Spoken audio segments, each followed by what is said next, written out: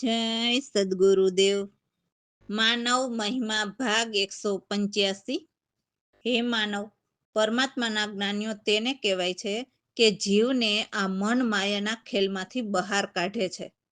પરમાત્માના જ્ઞાની તેને કહેવાય છે કે જીવની આ 3 લોકની ભ્રમણામાં ઝૂલી રહ્યો છે, તે ઝૂલામાંથી ઉતારી અને અમરલોક પહોંચાડી અને અમર બનાવી દે છે.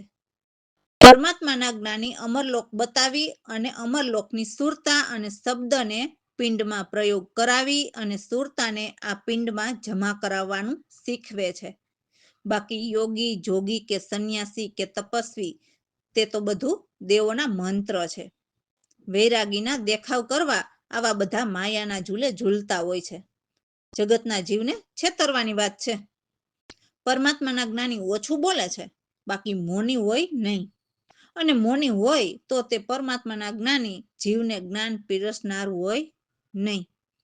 કારણ કે પરમાત્માના જ્ઞાન બોલીને પરમાત્માને બતાવવાના હોય છે. એટલે પહેલા સત્સંગ, પછી દર્શન અને પછી જે દર્શન કરાવ્યા તેના વિશે સત્સંગ.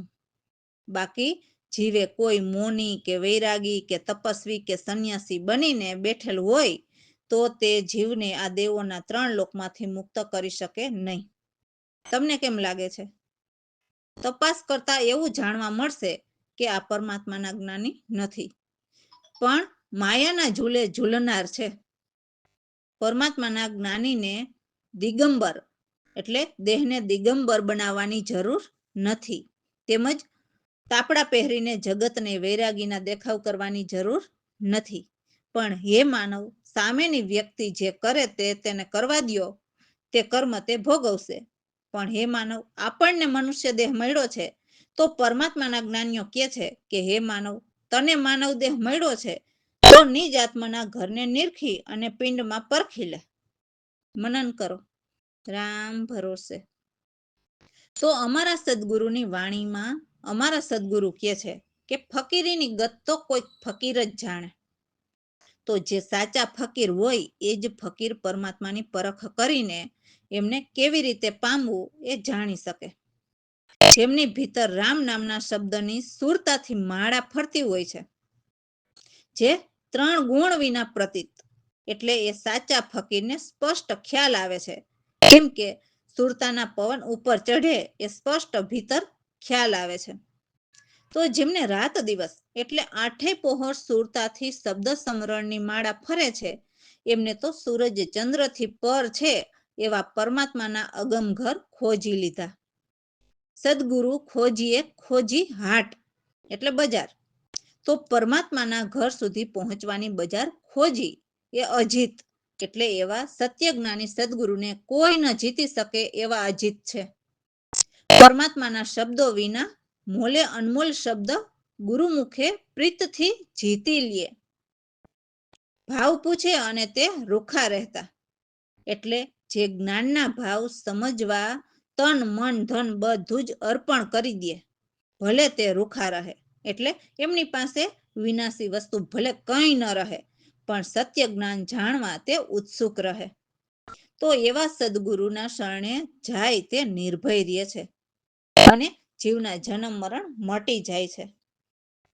અમે એવા સત્ય જ્ઞાની સદગુરુ પ્રવીણરામને શરણે રહીને કે આવીને અટ્ટલ પદ જે પરમાત્માના છે તે પામ્યા. તો દાસલાલ કહે છે કે તે આપણી અંદર સદા વસે તો અમે નિશ્ચિત રહીએ, હવે કોઈ ડર નથી રહ્યા. જય સદગુરુદેવ. હે ફકીરની ગત ફકીર જાણે, સદગુરુ જેના આનંદ, હાથ કંઠ વિના માળા ફરતી, ત્રિગુણ વિના પ્રતીત, રાત દિવસ વિધિ સૂરજ ચાંદ, લીધા યગમ ઘર જીતી, ફકીરની ગત ફકીર જાણે, સદગુરુ ખોજી 8 બેહદમાં હોય આપોય જીત, વિના મોલ અનમોલ શબ્દ એ લે ગુરુ મુખ પ્રીત ફકીરની ગત ફકીર જાણે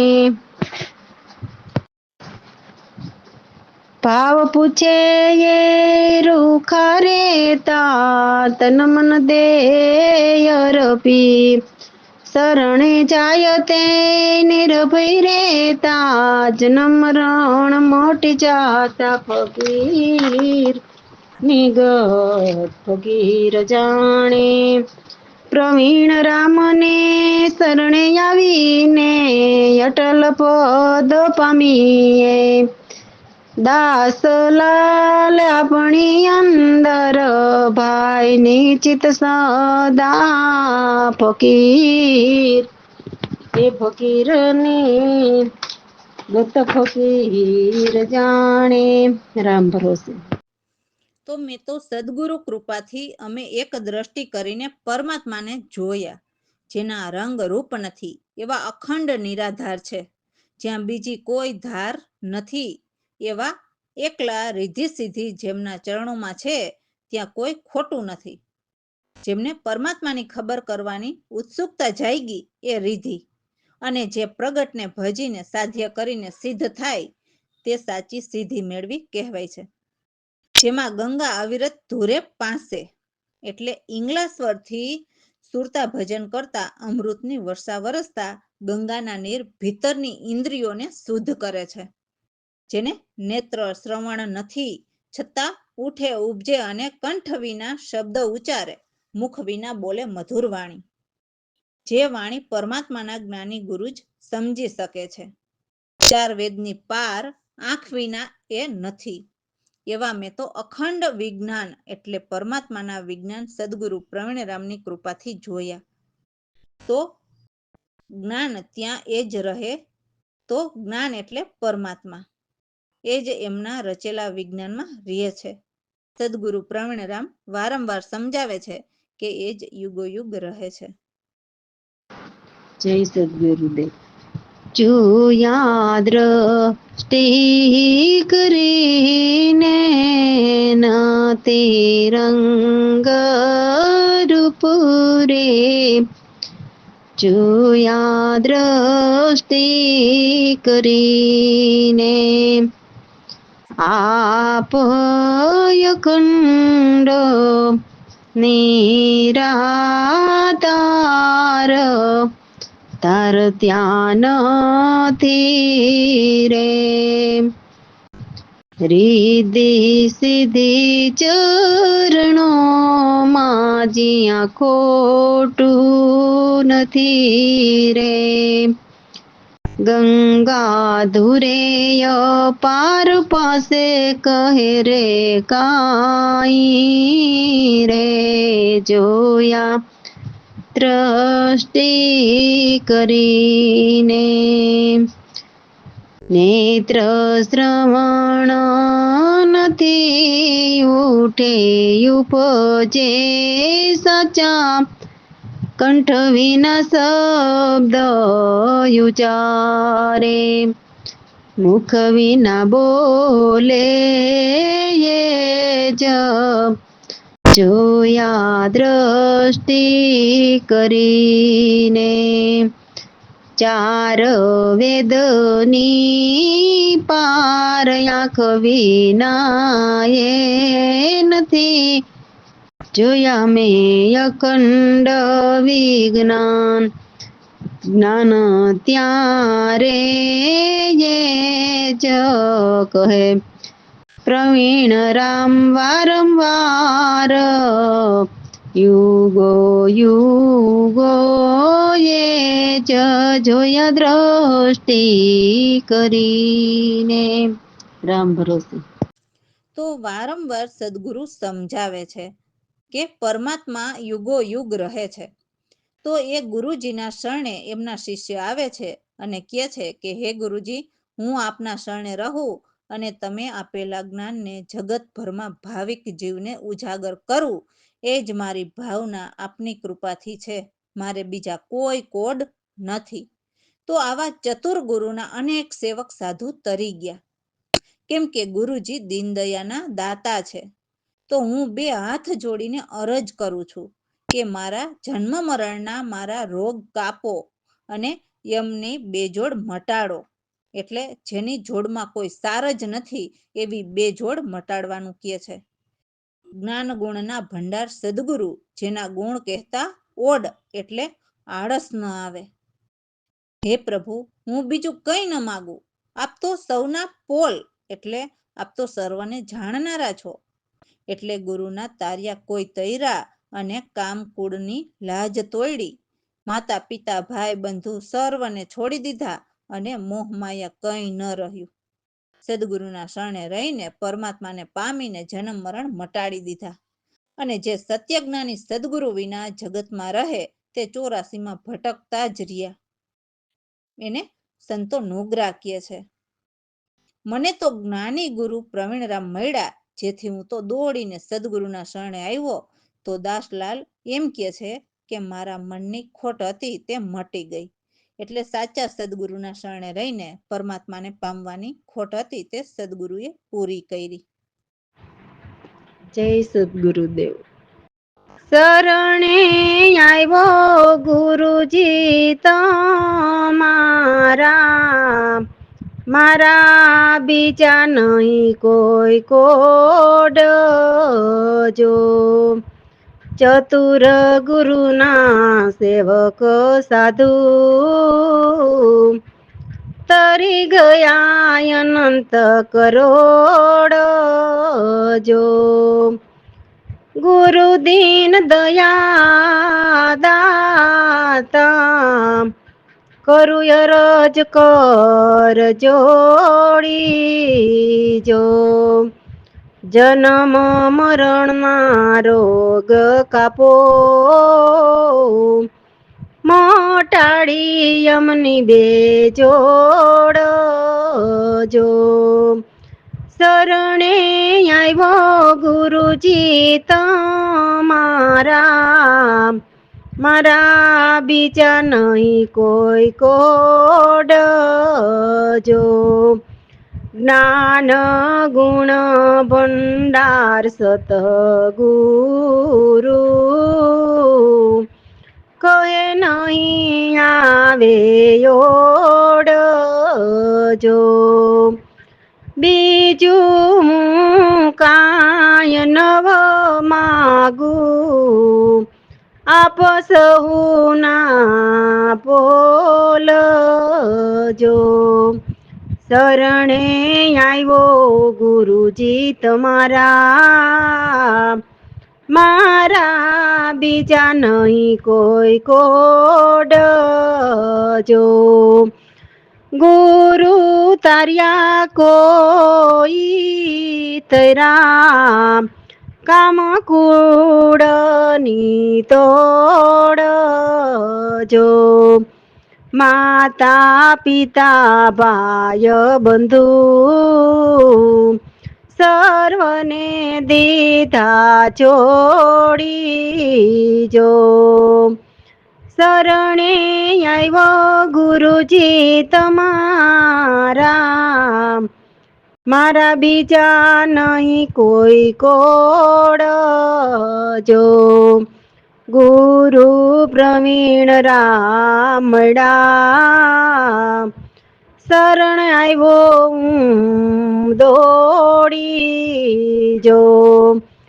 દાસલાલ બોલે રે મટે મનની ખોટ જો.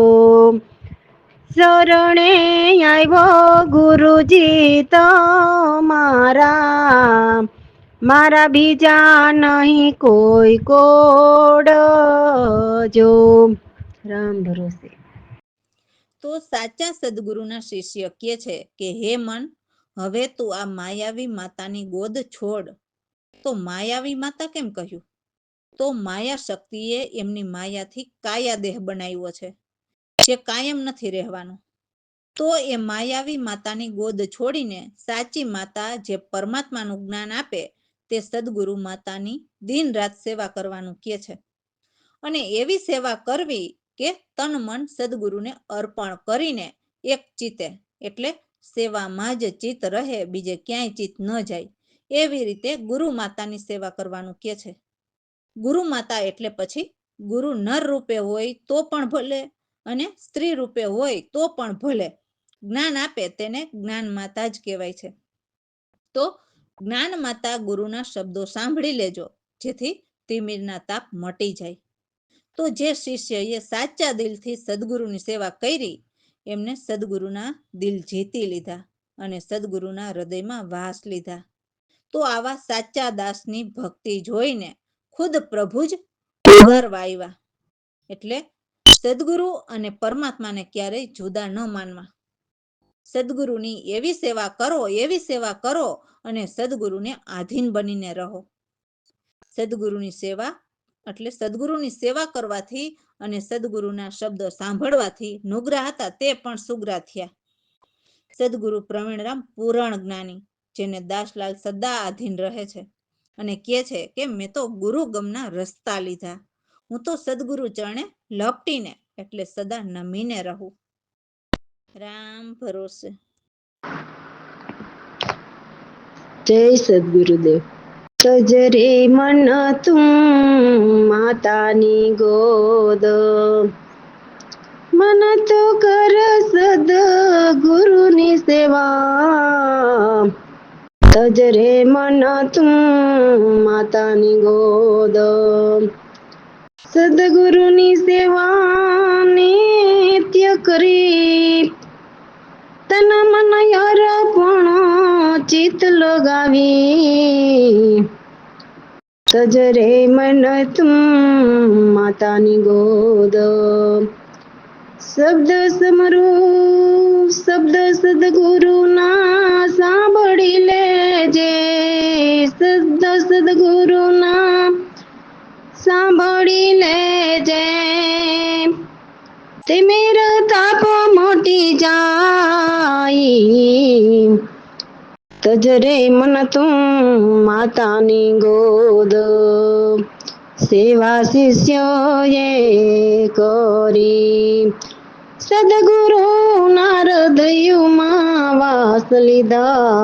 તજરે મન તું માતાની ગોદ, ભક્તિ દાસની જાણી હરિયુગારવાયા. તજરે મન તું માતાની ગોદ, સેવા સદગુરુની એવી કરી. નિસ્દિન સદગુરુને અધીન, નુગરા હતા તે સુગરા થયા. સદગુરુના શબ્દ સાંભળી. તજરે મન તું માતાની ગોદ, સદગુરુ પ્રવીણ રામ પૂરણ, જેને દાસ લાલ આધીન. જેને દાસ લાલ આધીન. રસ્તા ગુરુ ગમના લીધા. ચરણોમાં રહું લપટી. ચરણોમાં રહું લપટી. તજરે મન તું માતાની ગોદ, તજરે મન તું માતાની ગોદ. રામ ભરોસે.